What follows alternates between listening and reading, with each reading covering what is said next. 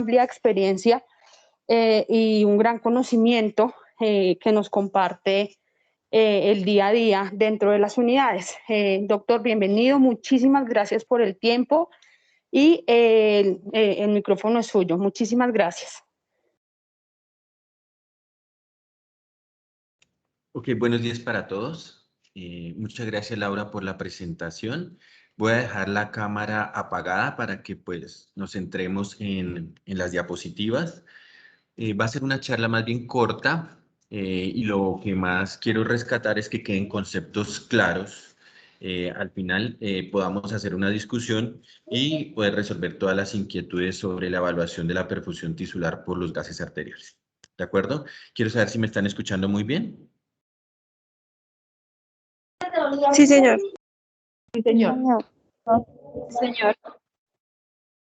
Perfecto, entonces comenzamos. Nosotros en la práctica clínica tenemos muchas herramientas para evaluar la perfusión tisular, principalmente clínicas, otras ecocardiográficas y otras gasométricas, y de la mano tienen que estar todas para hacer una evaluación integral de la perfusión de nuestros pacientes. Nos vamos a centrar hoy en la gasometría arterial y venosa. Sin embargo, antes de eso quiero rescatar el siguiente punto. Y vamos a tener este es el temario de la mañana. Uno, vamos a hacer unas definiciones sobre perfusión tisular. Vamos a retomar conceptos sobre el aporte del oxígeno y el consumo de oxígeno, la importancia del lactato en la práctica clínica, cómo interpretar la saturación venosa, el delta de CO2, y al final vamos a tener una diapositiva que es yo creo que la más importante, la revisión donde vamos a integrar todos estos conceptos para que sean una herramienta útil en la práctica clínica. Como les menciono, vamos a intentar hacerlo lo más concreto y simple que se pueda. Si tienen inquietudes al final de las mismas, las pueden ir anotando y las resolvemos. ¿De acuerdo? Entonces, comencemos hablando de la perfusión tisular. Y cuando hablen de la perfusión tisular, independiente de la herramienta o del método que utilicen, tienen que pensar en la mitocondria. En la mitocondria. ¿Por qué motivo? Porque es el suministro, el adecuado suministro de oxígeno que llegue a todas las mitocondrias del cuerpo, los que nos va a dar un adecuado balance entre lo que aportamos y lo que consumimos.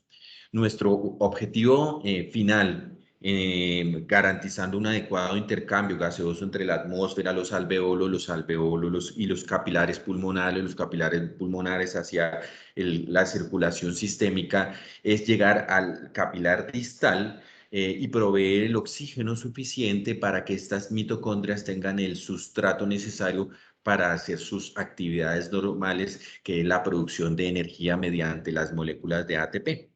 Entonces, indistinto de todo, nuestro chip va a ser pensar en la mitocondria, pensar en la mitocondria. Hay varias formas de evaluar la perfusión tisular en función de la mitocondria. Uno, las manifestaciones clínicas. Y eso también lo quiero resaltar porque independiente de nuestra función en el diario de nuestros pacientes, somos clínicos. Y si observamos que el paciente tiene alteración del estado de conciencia, si tiene disminución del gasto urinario, si su llenado capilar es lento, son signos de alarma para que nosotros podamos ver que el paciente no tiene un curso natural de su enfermedad y tenemos que tomarle una gasometría arterial para objetivar esas alteraciones de la perfusión. Pero es quizás más importante la parte clínica a diario porque ustedes que están más cerca a los pacientes pueden indicar signos de alarma para el clínico, para su médico tratante, para los otros servicios de que las cosas no van bien, simplemente hablando con él, tocándole la frente, evaluándole el llenado capilar. ¿De acuerdo? Entonces son estas manifestaciones clínicas el principal pilar de la evaluación de la perfusión tisular, todo centrado en la mitocondria. Hay otras variables que podemos utilizar en la unidad de cuidado intensivo, que es la evaluación sonográfica, identificando cómo se comporta el gasto cardíaco en respuesta a los líquidos, a los sinotropos, pero no nos vamos a centrar la mañana de hoy en eso. Y hay otras formas de evaluar la perfusión tisular, que son tecnologías que intentan evaluar cómo es el comportamiento de la microcirculación, principalmente la microcirculación sublingual, pero tampoco no vamos a ahondar en eso. Entonces nos vamos a centrar en las variables gasométricas. Entonces, concluyendo esta primera fase, primero el paciente, segundo el lactato. No vamos a comenzar a que no, que el lactato está alto, que el lactato está bajo, si no tenemos una adecuada correlación clínica entre el comportamiento de mi paciente, el comportamiento dinámico del mismo, porque si me dicen que tiene un lactato en 8, pero viene de 9, pues ese señor tiene un delta de lactato descendente, es decir, que está respondiendo a nuestras intervenciones. A tener un lactato de 3 que viene de 1, ese señor está en un estado de hipoperfusión tisular. Entonces, no solo es el comportamiento univariado de una variable, sino la correlación clínica y el comportamiento dinámico en función de las intervenciones, que debe ir de la mano de todo el grupo. Que es terapia respiratoria, enfermería, su auxiliar de enfermería y su médico tratante, todos centrados en la evaluación de la perfusión del paciente. ¿Qué otro mensaje? Pues cómo identificar clínicamente la hipoperfusión tisular. Desde el punto de vista neurológico, la alteración del estado de conciencia. Lo veo un poco más somnoliento que ayer, está más psíquico, ayer estaba más orientado, ayer estaba más coherente, porque todo en la práctica clínica se volvió que es delirium. Y no necesariamente cualquier alteración desde el punto de vista neurológico significa que es una patología estricta, sino son los cambios dinámicos en función del diario vivir. Además de eso, el gasto urinario, ¿no? Que la orina está más concentrada, que su gasto urinario disminuyó de ayer para hoy, son indicadores de la perfusión tisular, el llenado capilar, etc. Entonces, primer punto clave de la conferencia, no olvidar que primero es la clínica, luego los gases arteriales. Cuando hablamos de la relación del aporte y el consumo, significa lo siguiente. Normalmente el gasto cardíaco, en función de o en aras de proveer el oxígeno necesario para la función mitocondrial, es generoso. ¿Por qué es generoso? Porque normalmente tú aportas 5 veces lo que necesitas. A su mano izquierda observan el DO2. ¿Qué es el DO2? Es la entrega de oxígeno de todo el sistema circulatorio al capilar sistémico y a la mitocondria, que si se dan cuenta hay 5 cajas. Y este es el VO2, que es el consumo de oxígeno. Esto es un equilibrio sano en cualquier paciente y tiene una función esencial porque ante un descenso del DO2 se puede mantener el equilibrio y solo hasta un descenso crítico del DO2 en el cual el aporte se hace dependiente del consumo a hipoperfusión tisular. Pero tú no vas a esperar a que el paciente llegue a este punto de crítico de desbalance entre el aporte y el consumo para hacer una intervención. Y esa es la gracia de identificarte precozmente, tempranamente, variables que nos permitan evaluar cómo el aporte del oxígeno para cada paciente de forma individual es insuficiente para su consumo. ¿Listo? Esto se debe mantener en esta sana balanza, por eso se los expreso acá, en un sano equilibrio entre el aporte y el consumo. Ahora bien, ¿de qué otra forma se puede desequilibrar esta balanza? Pues aumentando el consumo, sin una entrega proporcionada o un aumento entregado del aporte. Si bien es cierto, nosotros normalmente aportamos 5 veces lo que consumimos, si usted tiene un exagerado aumento del consumo, por ejemplo, una tirotoxicosis, el paciente está febril, el paciente está taquicárdico, el paciente tiene un gasto cardíaco muy elevado, su consumo está muy alto, pero si anormalmente tu paciente no puede entregar lo que en ese momento necesita, tiene falla cardíaca concomitante, se puede generar un desacople aporte-consumo. ¿Listo? Vamos a verlo en esta diapositiva. Es una diapositiva extremadamente diciente y lo ven como un tren, como una carrilera, en el cual la carrilera lleva la hemoglobina. Sí, la hemoglobina en los glóbulos rojos pasa por la circulación pulmonar, se oxigena esta hemoglobina. Posteriormente a que se oxigena esta hemoglobina pasa y se dirige a la bomba, que es el gasto cardíaco, que en este momento es el tren, para que esta hemoglobina cargada de oxígeno suministre el oxígeno en función de la demanda de cada paciente y una vez suministra el oxígeno, extrae lo necesario y normalmente extrae el 25% del 100% que suministra. ¿Claro? El resto del tren con su oxígeno cargado se devuelve a la circulación pulmonar para volver a oxigenarse y así se mantiene ese círculo de equilibrio a diario. Por tal motivo, y llegamos a la primera conclusión. El cuerpo utiliza lo que necesita. Las mitocondrias extraen el oxígeno que necesitan y normalmente se extrae del 20 al 30% del aporte del oxígeno. Eso va a ser muy importante para al final iniciar la charla, entender el concepto de extracción de oxígeno. ¿De acuerdo? Pero también identificar que no solo el gasto cardíaco es el principal determinante del aporte del oxígeno, sino que necesita un adecuado transportador, que como observan es la hemoglobina, que está adecuadamente cargada de oxígeno. Y además de eso, la molécula esencial que es el oxígeno, que adecuadamente se oxigena a través del paso por el capilar pulmonar y su interacción alveolo capilar. En ese sentido, podemos observar que hay unos determinantes del aporte de oxígeno y unos determinantes del consumo de oxígeno, unos determinantes de la concentración arterial de oxígeno, que es lo que observan en la parte superior derecha, y unos determinantes de la concentración venosa del oxígeno una vez pasan por el capilar sistémico y extraen el oxígeno necesario. Es así como las determinantes de la concentración arterial de oxígeno, que son un adecuado transportador, que es la hemoglobina, que normalmente se multiplica por 1.34 mililitros, que es la capacidad que tiene esa hemoglobina, un gramo de hemoglobina, de llevar oxígeno, por la saturación de oxígeno, que nos indica qué tan saturado o no está esa molécula de hemoglobina de oxígeno.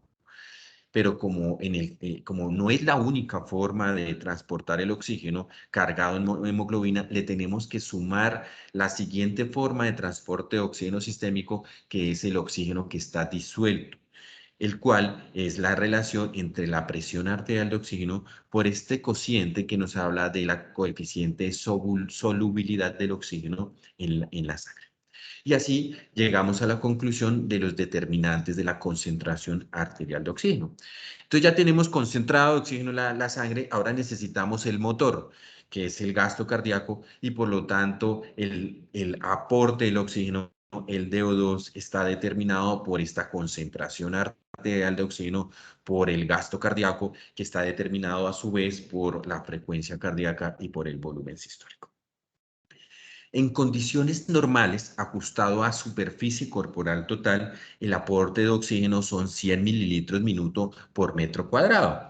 Pero como les he dicho, que tú aportas en promedio de 4 a 5 veces lo que necesita, pues tu consumo, que es lo que ve en la parte inferior derecha, que hace referencia a lo que necesita basalmente esas mitocondrias para funcionar en una condición de equilibrio, es de 120 mililitros minuto por metro cuadrado, un cuarto o un quinto, en este caso un quinto de lo que necesita. Y este consumo de oxígeno, ¿por qué está determinado? También porque necesita algo que lo transporte, ¿sí? Pero va a estar determinado básicamente por la diferencia entre la concentración arterial de oxígeno menos la concentración venosa de oxígeno, que nos está indicando indirectamente la extracción del oxígeno al paso por los capilares, y la extracción del oxígeno mitocondrial.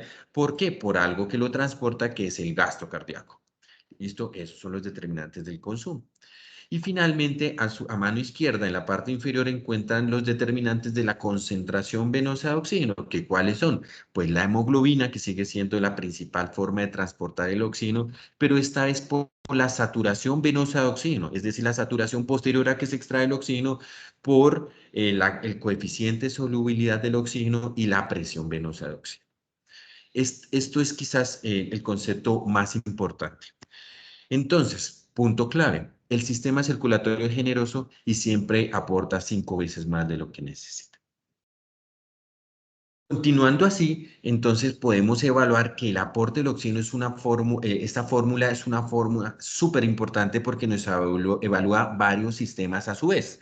Si se dan cuenta, en función de la presión arterial de oxígeno y de la saturación de oxígeno, nos está hablando del adecuado funcionamiento del aparato respiratorio y su interacción entre el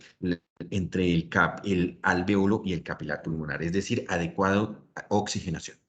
pero además de eso nos está hablando del sistema desde el punto de vista hematológico en función de la hemoglobina, que tenemos un adecuado transportador, y finalmente nos habla del sistema circulatorio porque necesita una adecuada bomba para transportar el oxígeno. Es así como, haciendo la diferencia, hipoxemia es la disminución del oxígeno en la sangre, pero hipoxia es diferente porque es la disminución del oxígeno a nivel tisular, a nivel mitocondrial. Y podemos, en función de esta fórmula, inferir que hay 4 tipos de hipoxia. La primera hipoxia es, y que nos compete a nosotros como trabajadores con énfasis en cuidado intensivo respiratorio, es la hipoxia hipoxémica. ¿Y por qué es hipoxia hipoxémica? Porque la disminución del oxígeno a nivel tisular secundario a la disminución del oxígeno en la sangre producto de una disfunción independiente de la cascada de oxígeno en la capacidad de oxigenar la sangre. Esa es la hipoxia hipoxémica. Ejemplos: neumonía, atelectasia, fibrosis pulmonar, SDA. Es correcto. La siguiente hipoxia es la hipoxia que va a depender del gasto cardíaco y es la que llamamos hipoxia circulatoria, que a pesar de que usted adecuadamente tiene una saturación en la sangre, tiene una adecuada presión arterial de oxígeno y un adecuado transportador, es insuficiente para suministrar el oxígeno que necesitan estas mitocondrias y por lo tanto se llama hipoxia circulatoria. Ejemplos de hipoxia circulatoria: el shock cardiogénico, un infarto agudo de miocardio, el paciente está taponado, etc. El tercer mecanismo de hipoxia es la hipoxia que está relacionada con el déficit de transportador y es la llamada hipoxia anémica. Y es que a pesar de que tú tienes un adecuado gasto cardíaco, a pesar de que estás bien saturada la hemoglobina, esa hemoglobina es insuficiente para llevar esas moléculas de oxígeno y genera hipoxia tisular. Ejemplo: el paciente que está en shock hemorrágico y tiene anemia severa, una anemia hemolítica autoinmune, etc. Y finalmente, el cuarto componente es la hipoxia citotóxica, porque a pesar de que tú hagas todo bien, de que la hemoglobina es suficiente, de que está bien saturada y que tienes un buen gasto cardíaco, no porque entregas un adecuado aporte de oxígeno significa que las mitocondrias pueden adecuadamente consumir ese oxígeno. Y ese es el ejemplo clásico, por ejemplo, de la sepsis, cuando hay alteraciones mitocondriales, disfunción de la cascada de oxígeno, bloqueo de la cascada de oxígeno, y a pesar de que tú suministras el oxígeno necesario, esas mitocondrias no pueden extraerlo de forma adecuada. Esa se llama la hipoxia citotóxica, o para algunos otros autores, el concepto de disoxia, en el cual hay un adecuado suministro de oxígeno, pero las células son incapaces de extraer el oxígeno. Espero que estos 4 conceptos hayan quedado claros. El consumo, ya se los había mencionado, el consumo, el valor normal. Acá en la diapositiva les queda el valor normal para un adulto, para un niño, para un recién nacido, y los determinantes. Ese VO2 también puede aumentar en función de actividades como el ejercicio, ¿sí? Que genera aumentos transitorios del VO2, pero si tienes un sistema circulatorio adecuado, su VO2 es capaz y ser suficiente para generar esta balanza y mantener en equilibrio el sistema. Y hay otras condiciones que pueden aumentar tu consumo, como es la hipertermia, el exceso de catecolaminas, algunos fármacos, el hipertiroidismo y otras entidades que pueden disminuir el consumo, que es una de las razones de, por ejemplo, usted encuentra un paciente en shock circulatorio severo y necesita disminuir el consumo, que es, por ejemplo, llevarlos a reposo, sedación profunda, hipotermia, y otras entidades patológicas como el hipotiroidismo, la insuficiencia suprarrenal, insuficiencia de hormonas de las glándulas sexuales, que generan una disminución del consumo. Esto es muy importante para plantear diagnósticos diferenciales cuando se presenta este desequilibrio en la balanza. Todo lo que les he mencionado lo concluye esta gráfica y quiero que me presten atención. En la parte inferior, en el eje de las X, está el aporte. Y en la parte del eje de las Y está el consumo. Como se dan cuenta, esta gráfica siempre se lee de derecha a izquierda. Ven que el aporte normalmente es mucho mayor al consumo. Si ves, el aporte siempre es 4 a 5 veces el consumo, normalmente 5 veces. A medida que disminuye el aporte, por ejemplo, se infartó este paciente, disminuye el aporte, hay unos mecanismos compensatorios que van a intentar evitar que usted llegue a un desacople entre el aporte o consumo, que incluyen aumentar la extracción del oxígeno. Y por lo tanto, como lo ven acá, la saturación venosa central de oxígeno, a medida que se disminuye este aporte, pues la saturación venosa de oxígeno, que la ven acá en color azul, comienza a disminuir como un hallazgo indirecto de que su extracción de oxígeno ha aumentado. Y hasta el momento no hay hiperlactatemia.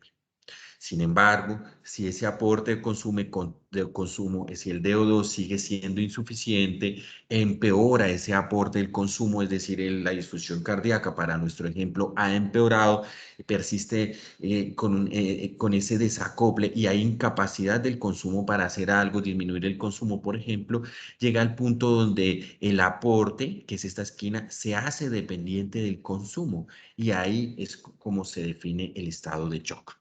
Y es en este momento, como lo ven en la línea gris, donde comienza a elevarse el lactato. Y si usted no hace nada, ese desacople, aporte, consumo, va a continuar hasta que el consumo es cero y finaliza con la muerte celular en relación a la hipoxia severa. ¿Listo? Conclusiones de esta gráfica. Hay que mantener un adecuado aporte consumo. La saturación venosa de oxígeno es un hallazgo indirecto de la tasa de extracción y normalmente es un mecanismo compensatorio de ese exceso de extracción para evitar que usted llegue a ese estado de desacople aporte consumo. Y la hiperlactatemia normalmente es tardía, porque si se dan cuenta, el DO2 ha comenzado a disminuir desde este punto de la gráfica y solo hasta que el DO2 sobrepasa el punto crítico, el DO2 crítico, comienza a elevarse el lactato y por lo tanto no vamos a esperar que nuestros pacientes estén hiperlactatémicos para asumir o hacer una intervención que evite este desacople. Por otra parte, es importante tener presente que así tú des un adecuado aporte de oxígeno, como lo ven acá en el capilar sistémico, no necesariamente eso afirma que el oxígeno llegue a las mitocondrias. ¿Por qué? Porque también depende de su capacidad de difusión, que va a depender a su vez del área de estos capilares, de la hemoglobina que esté saturada, de la presión en el capilar, que genere un gradiente entre la presión del capilar y la presión mitocondrial, y eso es a lo que nosotros llamamos la difusión del oxígeno. Punto clave.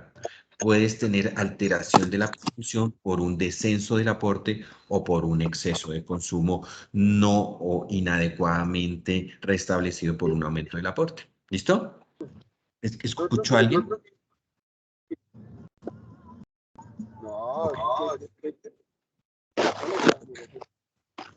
Por favor, pueden cerrar sus micrófonos. Gracias.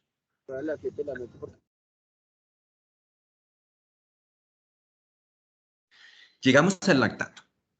Toda esta la historia de la presentación, por fin llegamos al lactato, el famoso lactato.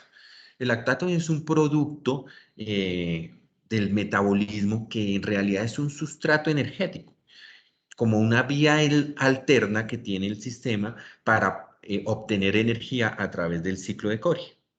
Normalmente está la glucosa que se llega a piruvato y ese piruvato el objetivo es que pase acetil-CoA y entre al ciclo de Krebs. Eso en condiciones aeróbicas con un adecuado suministro de oxígeno. Pero si ese DO2 es insuficiente, ¿qué va a pasar? Va a ser incapaz de pasar este piruvato al ciclo de Krebs y entonces este piruvato entra por una vía anaeróbica que es la producción del lactato, que va a buscar entrar al ciclo de Cori como una forma o un sustrato energético. Es un mecanismo de defensa. ¿De acuerdo? Sin embargo, este lactato, como lo ven acá, de glucosa piruvato, entonces tiene varias formas para producirse.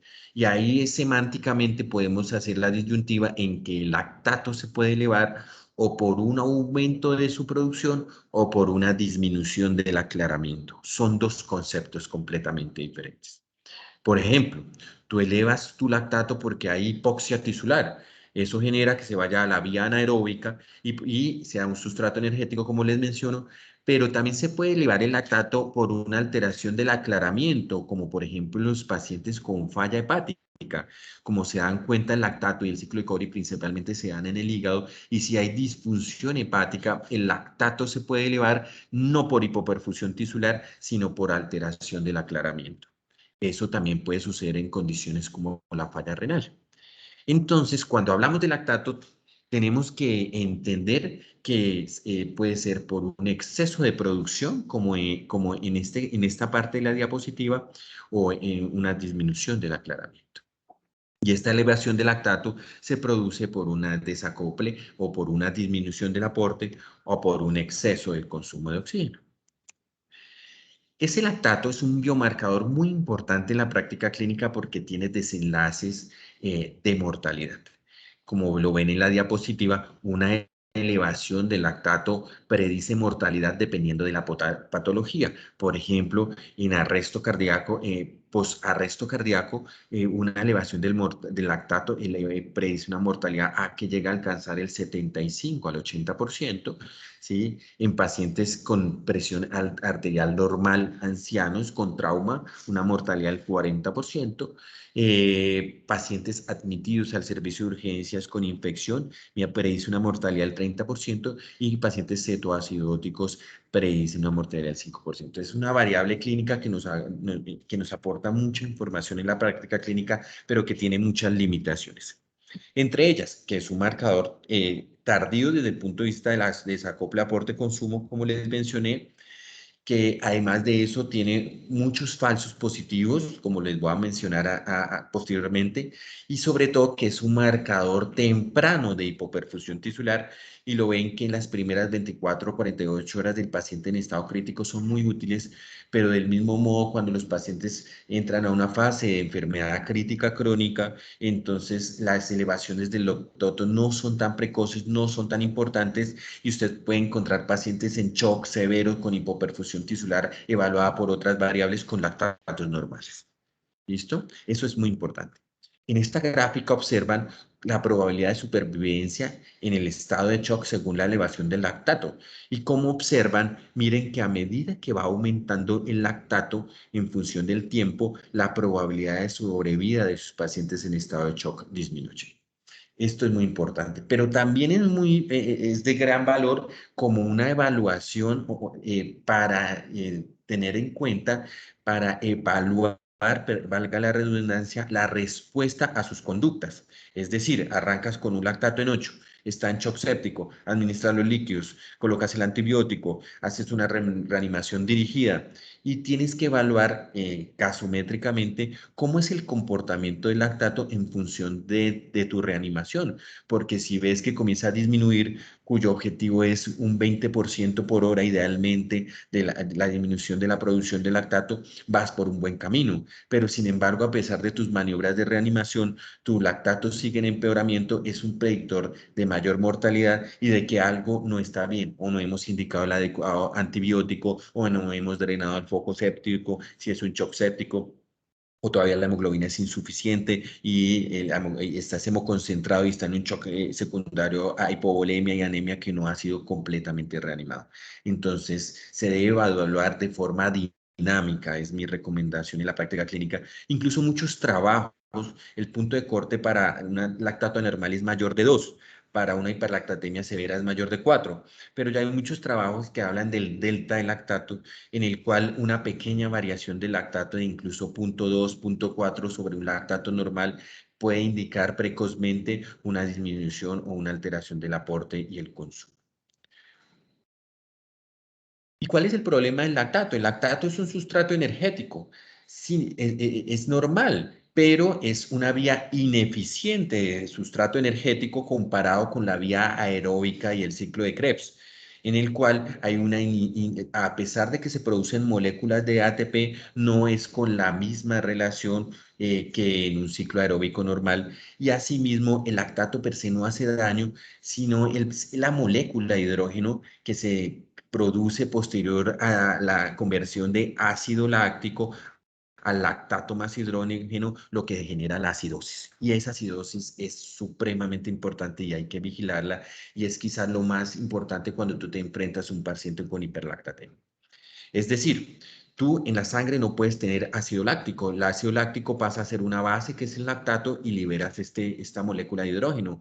Lactato se va al ciclo de Cori, pero este exceso de moléculas de hidrógeno generan acidosis. Y esta acidosis tiene importantes consecuencias, como lo conocen en la curva de disociación de la hemoglobina, en la cual la acidosis altera la entrega de oxígeno a nivel celular.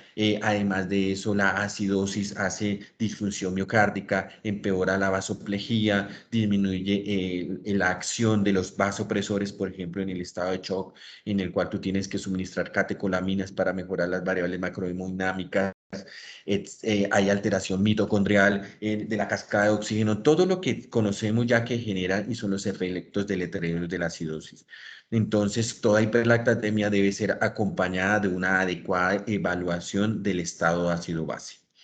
Me comentaron que ya en cuanto al estado de ácido base ya han recibido una conferencia, por lo tanto no vamos a ahondar más en este aspecto, pero sí es muy importante evaluar el estado de ácido base en la hiperlactatemia, porque normalmente nos va a hablar de insultos agudos que no se han podido compensar con las bases, con los sistemas buffer del cuerpo, y nos habla de mayor severidad, mayor gravedad, y también es una meta o un objetivo terapéutico corregir esa acidosis. Hay varios tipos de hiperlactatemia. Hay, en esta clasificación que les quiero traer, estas son las hiperlactatemias tipo A, o que son llamadas también precelulares, o son aquellas que son por exceso de la producción de lactato. El ejercicio, las convulsiones, el estado de shock, el arresto cardíaco, la isquemia regional, ¿sí? La hipoxia pulmonar, las intoxicaciones por monóxido de carbono y la anemia severa, por citar algunos ejemplos. Es decir, la hiperlactatemia tipo A es por exceso de la producción de lactato. Y como se dan cuenta, no es igual a shock, porque hay causas de hiperlactatemia tipo A que no están relacionadas con el shock. El paciente está en un estatus convulsivo, llega una hora, no lo han podido, lleva una hora en estatus y no lo han podido controlar, pues ese señor puede tener hiperlactatemia tipo A, pero no estar en un desacople, aporte, consumo, que es una cosa diferente. Es más, los pacientes, los deportistas en ejercicio pueden tener hiperlactatemias transitorias de 4 a 6 horas posterior al inicio de la convulsión. ¿De acuerdo? Hay otro tipo de hiperlactatemia que es la hiperlactatemia tipo B. Esa hiperlactatemia tipo B, esa hiperlactatemia tipo B son por alteraciones del clearance o del aclaramiento del lactato. Hay tres tipos de hiperlactatemia tipo B1, 2 y 3. Las tipo B1 son aquellas principalmente desencadenadas por falla renal, por falla hepática, malignidad, por ejemplo, en las neoplasias hematológicas, que es lo que denominan el efecto Warburg, ¿cierto? En los pacientes con HIV y en los pacientes con síndrome de intestino corto, por un exceso de lactato, no del L-lactato. Las hiperlactatemias tipo B2 son aquellas relacionadas con fármacos o toxinas, por ejemplo, las intoxicaciones por alcohol, beta agonistas, las biguanidas como la metformina, el monóxido de carbono, las catecolaminas, la cocaína, la isoniazida, el inosolid, por los efectos que tiene la monoaminoxidasa, etcétera. Y finalmente, las hiperlactatemias tipo B3 son aquellas relacionadas con errores innatos del metabolismo. Punto clave. No siempre que el lactato esté elevado significa que tienes hipoperfusión tisular. Espero que hasta este momento haya quedado claro. Y del mismo modo, no siempre que hay hipoperfusión tisular el lactato está elevado. Pasemos rápidamente, ya finalizando la presentación, a la saturación venosa central de oxígeno. Es una variable más de cuidado crítico en la cual se evalúa la saturación central de oxígeno como un indicador del oxígeno que queda posterior del paso del oxígeno a través y la extracción adecuada de oxígeno por las mitocondrias. Esa saturación venosa pues, puede ser periférica, tomada por una venopunción que no es la adecuada para evaluar la perfusión tisular, debe ser central, tomada por un catéter venoso central, o si no, la que llamamos saturación venosa mixta, que cada vez ha caído mucho en la práctica clínica debido a que para tomar ella necesitamos un catéter de arteria pulmonar. Como lo ven, una de las principales cosas que tienen que evaluar antes de adecuadamente interpretar una saturación venosa central de oxígeno es que el catéter en el cual están tomando la muestra esté adecuadamente posicionado. Y eso es importante, ¿por qué? Porque si el catéter no está bien posicionado, falsamente la saturación venosa puede estar elevada o disminuida y el paciente estar en un desacople aporte-consumo.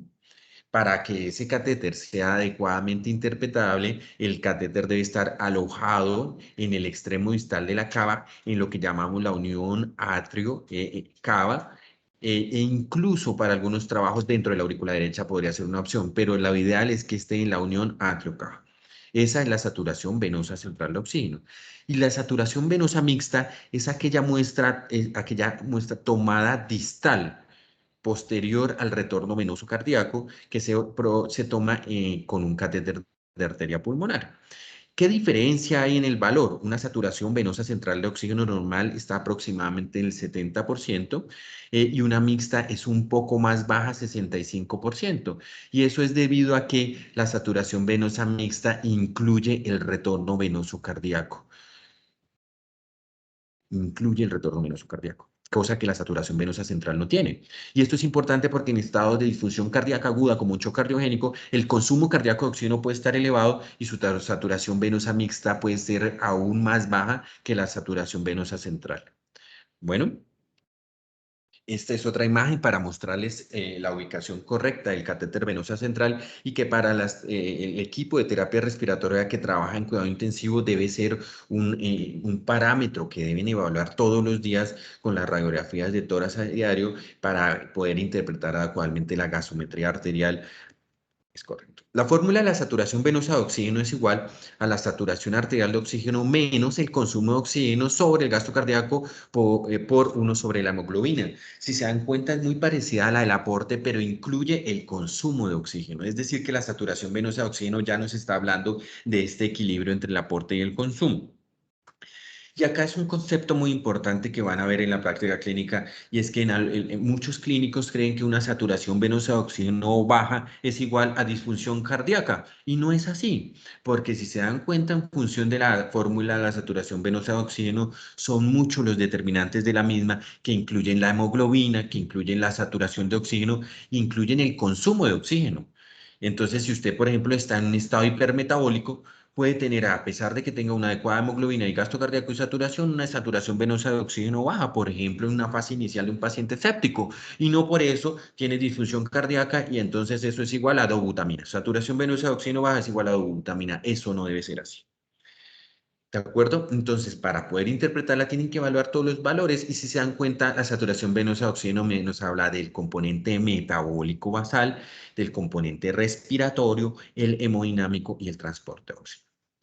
Entonces ya vemos que tiene muchas limitaciones porque si el catéter no está bien puesto, entonces no se puede interpretar. Segundo, que tiene muchas variables. Entonces, si el clínico no tiene experiencia, puede incluso sobreintervenir ante una saturación venosa de oxígeno baja. Y yo creo que los que rodaron con nosotros acá en la UCI en esta era COVID, pues todos estos pacientes hipoxémicos que incluso tenían saturaciones arteriales de oxígeno de 80% máximo en prono con hipoxemias severas, pues tenían una saturación venosa de oxígeno por debajo de 60%, como era lógico, eso no es igual a dobutamina. Básicamente su saturación venosa de oxígeno estaba baja porque su sistema respiratorio estaba disfuncional y había una hipoxemia severa sistémica. Punto clave, una saturación venosa de oxígeno baja no siempre es igual a gasto cardíaco bajo, una saturación venosa de oxígeno alta no siempre es normal. ¿Y por qué? Porque el otro panorama es que esas células no estén extrayendo adecuadamente el oxígeno y entonces el oxígeno que pasa por el capilar está igual en la saturación venosa. Eso es un predictor de que nos está hablando de citopatía, de disfunción mitocondrial, porque no están extrayendo adecuadamente el oxígeno. Y esto es muy importante cuando encuentren saturaciones venosas de oxígeno muy altas, 80, 85, 90%, porque me están mostrando que la extracción de oxígeno no está adecuada y está muy disminuida. Ya les he hablado mucho de la tasa de extracción. Cuando piensen en la tasa de extracción, es el porcentaje del oxígeno que está extrayendo la célula y la mitocondria cuando pasa por el capilar. Y la fórmula de la tasa de extracción de oxígeno es esta. Es la relación entre el aporte y el consumo, que es la diferencia que lo pueden hacer con presión arterial de oxígeno, que es la diferencia entre la saturación arterial de oxígeno menos la saturación venosa sobre la saturación arterial de oxígeno, o simplemente la relación entre el aporte y el consumo. ¿Cuál es el valor normal de la tasa de extracción? Entre 20 y 30%. Si está por encima de 30%, está extrayendo mucho. Si está por debajo de 20%, está extrayendo poco. Y eso lo pueden ver en este cuadro, ¿sí? Que en función del aporte y de la extracción pueden evaluar cómo está su paciente. Es decir, si tiene una tasa de extracción mayor del 30, ¿sí? Entonces, ¿qué puede ser? O un gasto cardíaco bajo, el paciente está hipodinámico, o un metabolismo celular alto. ¿Sí ven? Y si tiene la tasa de extracción baja por debajo del 20%, ¿qué opción es? O tiene un gasto cardíaco alto, está hiperdinámico, o tiene un metabolismo celular bajo. Es lo que llamamos necroapoptosis. Esas mitocondrias no están funcionando bien. Y finalmente, ya para concluir la charla, el delta de CO2, que es la diferencia entre el CO2 tomado por una muestra arterial y el CO2 venoso tomado por una muestra central, sea central o mixta, que nos habla del flujo. ¿Por qué? Porque normalmente en condiciones aeróbicas se produce CO2 y del mismo modo en condiciones anaeróbicas se produce ese CO2. Pero si no hay un adecuado flujo que me barra ese CO2 que se aumenta el intersticio, entonces se va a comenzar a acumular y va a aumentar la brecha entre el CO2 arterial y el CO2 venoso.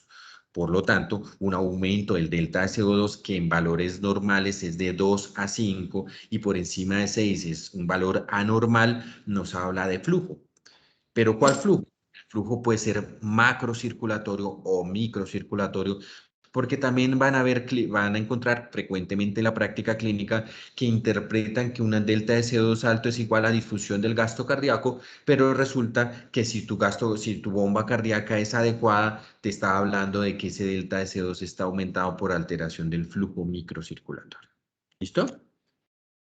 Este es el valor normal del delta de CO2 que ya se lo había mencionado. Y miren esta gráfica cómo se relaciona con el delta de CO2 y el gasto cardíaco en relación al flujo. Y como un aumento del delta de CO2 desproporcionado por encima de 6 se relaciona con una disminución importante del gasto cardíaco.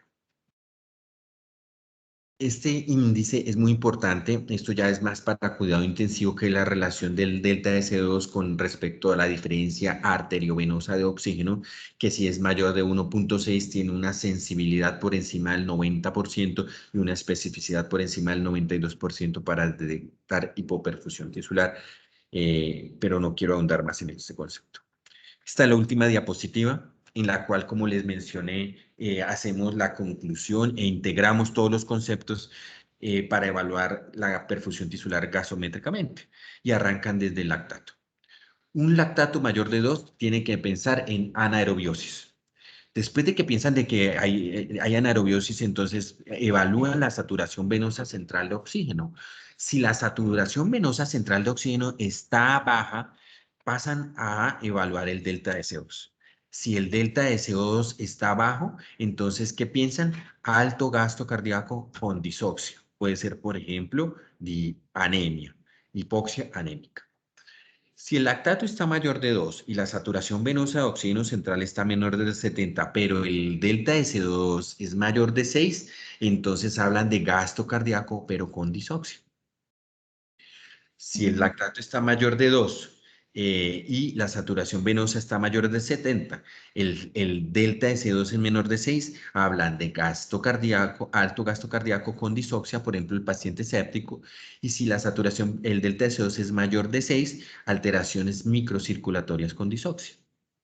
Si el lactato menor de 2 también puede ser anormal, porque como les dije, no necesariamente porque el lactato sea normal, no necesariamente significa que no estás hipoperfundido, entonces te vas a la saturación venosa de oxígeno. Y si está baja y el delta de CO2 es menor de 6, entonces hablas de que tienes un alto gasto cardíaco con disoxia, por ejemplo, con anemia, por secundario anemia. Y si el delta de CO2 es mayor de 6, hablas de que tienes un bajo gasto cardíaco sin disoxia. ¿Listo? Finalmente, si tienes un lactato menor de 2 con una saturación venosa de oxígeno mayor de 70 normal, pero con un delta de CO2 alto, debes pensar en alteraciones de la microcirculación que no han llevado a disoxia. Y un paciente normal es aquel que tiene un lactato menor de 2, una saturación venosa mayor de 70 y un delta de CO2 normal, que es un paciente normal. ¿Listo? Quiero saber si quedaron dudas, preguntas sobre la presentación. Recordarles que acá en cualquiera de las UCIs médicas los esperamos si quieren iniciar un proceso de entrenamiento en cuidado intensivo respiratorio. Y muchas gracias por su atención.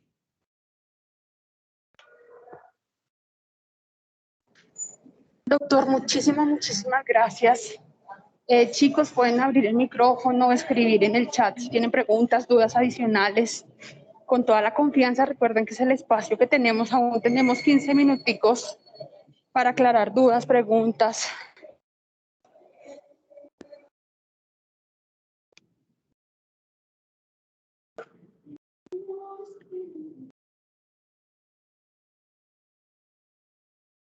Para que necesitaba el doctor Valleso.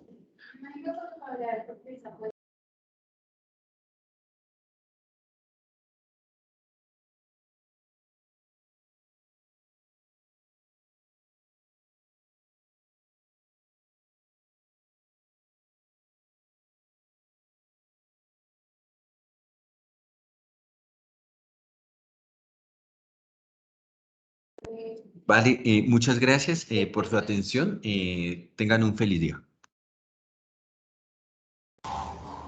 Muchas gracias. Muchas gracias, doctor. Gracias. Saludos. Gracias, doctor.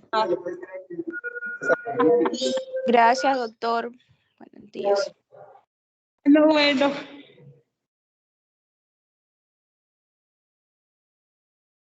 Muchas gracias, doctor. Muchísimas gracias por su tiempo. Formación, chicos, que tengan un buen día.